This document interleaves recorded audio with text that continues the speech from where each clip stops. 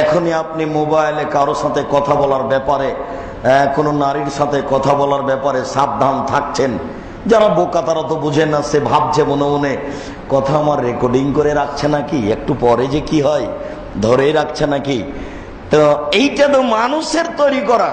আদম থেকে নিয়ে কিয়ামত পর্যন্ত যত মানুষ এসেছে, যত মানুষ আছে, যত মানুষ আসবে, পৃথিবীর সমস্ত মানুষের কথা ও কর্মকে রেকর্ডিং করে রাখছে পৃথিবী। এটা কত বড় একটা আশ্চর্য রেকর্ডিং বস্তু, মানুষ হিসেবে আমরা জাতিকে বোঝাতে অক্ষম।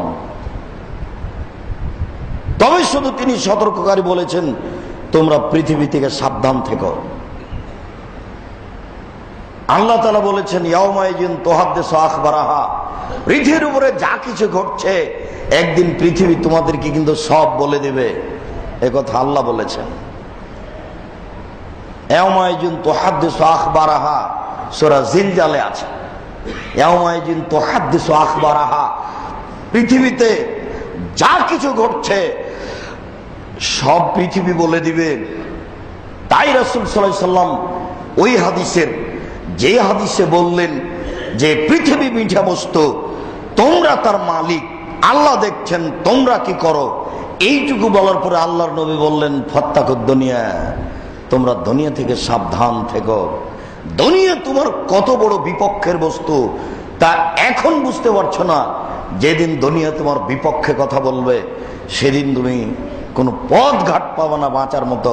অতএব পৃথিবী থেকে সাবধান থাকো। পরের বাক্যে বললেন, ওয়াত্তাকুন নিসা, আর নারীদের থেকেও সাবধান থাকিও। দুটাই পাশাপাশি। তবে পৃথিবী বেশি ভয়াবহ, নারী তার পাশে, আর না হলে দুটাই সমান। এটা একটা বলার গতি। নারীও যেমন বিপজ্জনক বস্তু, পৃথিবীও তেমন বিপজ্জনক বস্তু। নারীও যেমন বিপজ্জনক বস্তু, পৃথিবীও তেমন বিপজ্জনক বস্তু। এখন আল্লাহ এভাবে করেছেন নারীকে, আর আল্লাহ রাসূল এইভাবেই বলছেন, নারী না হলে চলে না মানুষের, আবার নারী মানুষের জন্য বিপজ্জনক বস্তু। শান্তি তৃপ্তি সেখানে। আল্লাহ তাআলা বলছেন, অমিন আয়াতিহান খালাকালাকুম মিন আনফুসিকুম আজওয়াজান লিতাসকুনু ইলাইহা, আমি তোমাদের স্ত্রীদেরকে তোমাদের মধ্য থেকে সৃষ্টি করেছি যেন তোমরা সেখানে শান্তি তৃপ্তি পাও।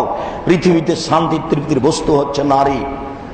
10 তলা বিল্ডিং দিয়ে স্বর্ণ দিয়ে বানায় হলো অত শান্তি হয় না। নারীর কাছে যে শান্তি আছে, ঘর বাড়ি পরিষ্কার পরিচ্ছন্নতা নারী দিয়ে যা হয় তা অন্য কাউকে দিয়ে হয় না। সুখ শান্তি ভোগ বিলাসী সব উন্নত মানের ব্যবস্থা নারীর কাছে রয়েছে, এই কথা আল্লাহ তাআলা বলেন। তাহলে স্ত্রী অবশ্যই একটা ভালো বস্তু, যেটা আল্লাহ তাআলা বলছেন।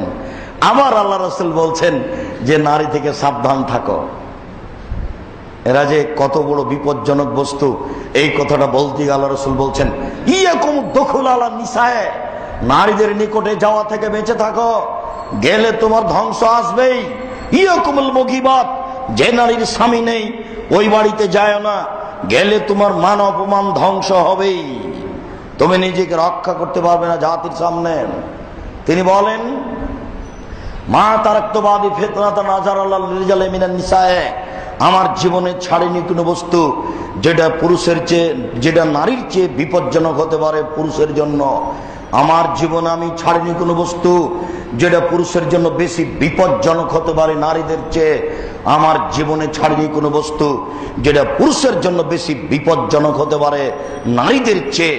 তিনি বলেছেন, লা ইয়াকুনু রাজুলুন বিইমরাতিন ইল্লা কানা সালাস সময় শয়তান, তোমরা কোনো নারীর সাথে নির্জনে একত্রিত হও না, হলেই তৃতীয় জন হবে শয়তান।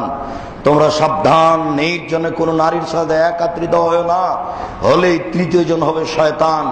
তিনি বলছেন, ইন্নাল মারাতা তুববিলু ফি সূরাতিশ শয়তান ওয়া তুদবিরু ফি সূরাতিশ শয়তান, নিশ্চয় নারী শয়তানের বেশ ধরে আসে, শয়তানের বেশ ধরে যায়। নিশ্চয় নারী শয়তানের বেশ ধরে আসে, শয়তানের বেশ ধরে যায়। তিনি বলেন, ইন্নান নিসা হাবাইলুশ শয়তান, নিশ্চয় নারী শয়তানের জাল, নিশ্চয় নারী শয়তানের জাল। আল্লাহ তাআলা বলেন, শয়তানের ষড়যন্ত্র দুর্বল, নারীর ষড়যন্ত্র সবল। শয়তানের ষড়যন্ত্র দুর্বল, নারীর ষড়যন্ত্র সবল। আল্লাহ তাআলা বলেন, শয়তানের ষড়যন্ত্র দুর্বল, নারীর ষড়যন্ত্র সবল। আল্লাহর রাসূল সাল্লাল্লাহু আলাইহি ওয়াসাল্লাম বলেন, ও নারী জাতি, তোমরা এমন জাতি যে বুদ্ধিমানের বুদ্ধিকে নষ্ট করতে পারো। ও নারী জাতি, তোমরা এমন জাতি যে বুদ্ধিমানের বুদ্ধিকে নষ্ট করতে পারো। ও নারী জাতি, তোমরা এমন জাতি যে বুদ্ধিমানের বুদ্ধিকে নষ্ট করতে পারো। গুলিস্তানে উঠতেই একটা গাড়িতে একটা মেয়ে বসে আছে, পাশে একটা সিট ফাঁকা আছে।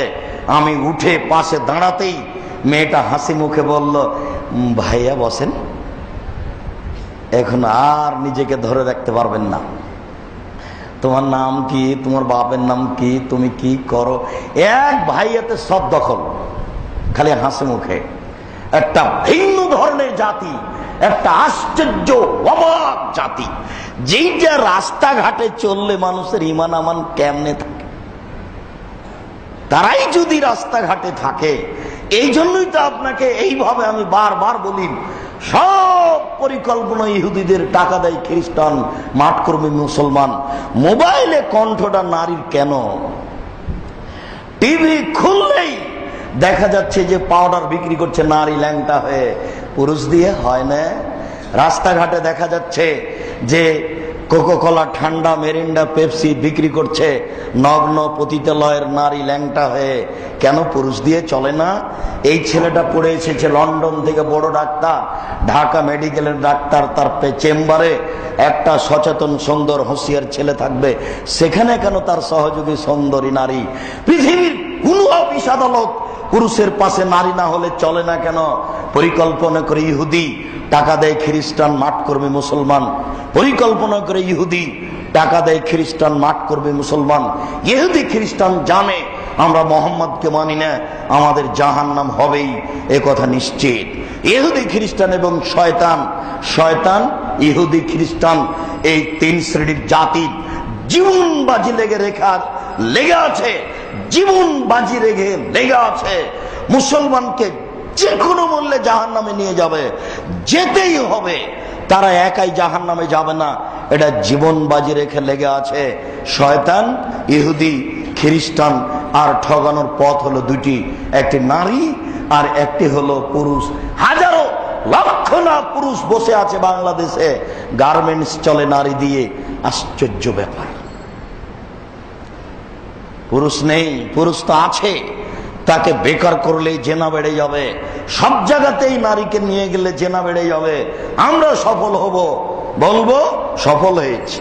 ইহুদি বলবে সফল হয়েছি, খ্রিস্টান বলবে সফল হয়েছি।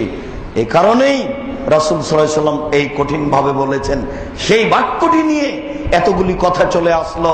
আল্লাহর নবী বাক্যের শেষ দিকে বললেন, হাদিসের শেষ দিকে বললেন, পৃথিবী থেকে সাবধান থাকো, পৃথিবী অতীব জটিল কঠিন, তোমার বিপক্ষের বস্তু। তোমার সব কর্মকে রেকর্ডিং করে রেখেছে, আর এত উন্নত মানের রেকর্ডিং বস্তু মানুষ তৈরি করতে পারবে না। এই জন্য তিনি পৃথিবী থেকে বাঁচতে বললেন, আর নারী থেকে বাঁচতে বললেন। সম্মানিত মসজিদের মুসল্লি, দ্বীনি মুসলিম বোন, আপনারা আবার মনে করিয়েন না যে আব্দুর রাজ্জাক সাহেব এত কঠিন ভাবে আমাদেরকে বললেন, আমরা কি এত কঠিন কথা শোনার জন্য মসজিদে এসেছি? দুঃখিত, আমি অনুবাদক, আমি নিজে এই কথা বলিনি। তবে আপনাকে আমি এভাবে বলবো কেন? আপনাকে তো আমি খাদিজার মতো মনে করি, আমি আপনাকে আয়েশার মতো মনে করি। আপনাকে এই কথা বলবো কেন? আবু হুরায়রা রাদিয়াল্লাহু তাআলা আনহু বলেন, যা জিবরাইল ইলান নবী সাল্লাল্লাহু আলাইহি সাল্লাম, জিবরাইল আল্লাহর নবীর কাছে আসলেন, এসে বলছেন, হাজিহি খাদিজা আল্লাতী আতাত ইলাইকা, ওই যে খাদিজা আপনার নিকটে আসছে।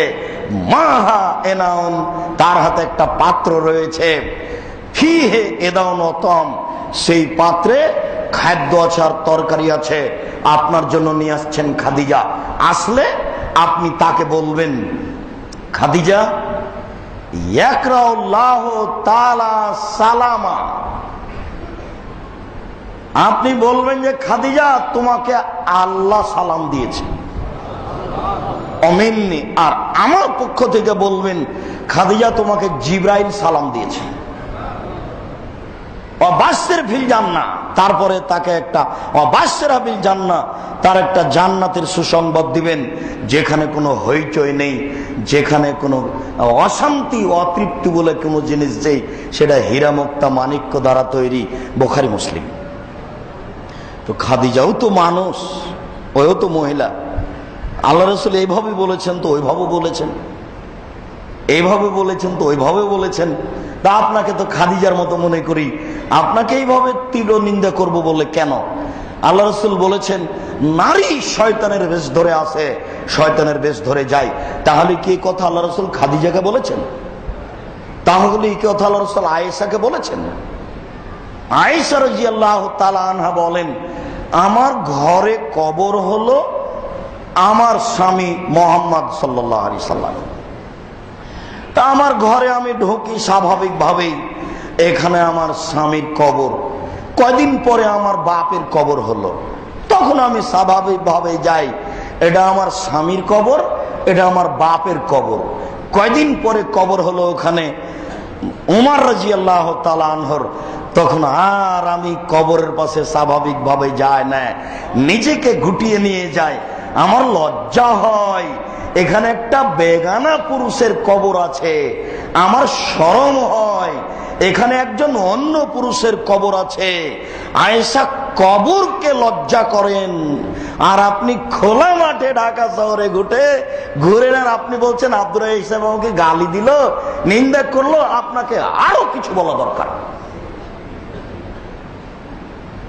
এ তো আমি অনুবাদ করে বলছি, আপনাকে আরো কিছু বেশি করে বলা দরকার। আপনার শরম বলে কোনো জিনিসই নাই, আপনার হায়া বলে কোনো জিনিসই নাই। আপনাকে আমি বলিনি আপনি গেলেন কেন বাজারে? আপনার বাপ কি মরেছে? আপনার স্বামী কি মারা গেছে? আপনার বড় ছেলে কি মারা গেছে? আপনি কে বলতে চাচ্ছেন? আমরা কটু কথা বললাম মানে এই কথা আপনি ভাববেন কেন? কেন ভাববেন? 24 ঘন্টার মধ্যে নীতি পরিবর্তন করুন। ইসলাম আয়েশার জন্য যদি হয়ে থাকে তা আপনার জন্য আছে, ইসলাম যদি খাদিজার জন্য হয়ে থাকলে আপনার জন্য আছে, জান্নাত যদি খাদিজার জন্য হয়ে থাকে তা আপনার জন্য আছে, জান্নাত যদি আয়েশার জন্য হয়ে থাকে তাহলে আপনার জন্য আছে। জান্নাত পুরুষ এবং নারীর জন্য আল্লাহ তৈরি করেছেন, জান্নাত মানুষের জন্য তৈরি করেছেন। এ কথা আল্লাহ বলেন, এ কথা নবী বলেন। আমি জান্নাত পাবো না মানে যে কোনো মূল্যে পাবো জান্নাত। জান্নাত পাওয়ার জন্য যা করা লাগে জীবন বাজি রেখে করব। আপনি করে যান, সফল হবেনি। আপনি আয়েশাকে আল্লাহ রাসূল কি বললেন যে শয়তান? আয়েশাকে কি আল্লাহ রাসূল বললেন যে শয়তানের জাত? এই আচরণের নারী যারা, তাদেরকে বললেন নারী দিয়ে পৃথিবী ধ্বংস হবে, মানুষ পরকাল হারাবে, জান্নাত হারাবে নারী আর অর্থ দিয়ে। তার একাধিক প্রমাণ রয়েছে।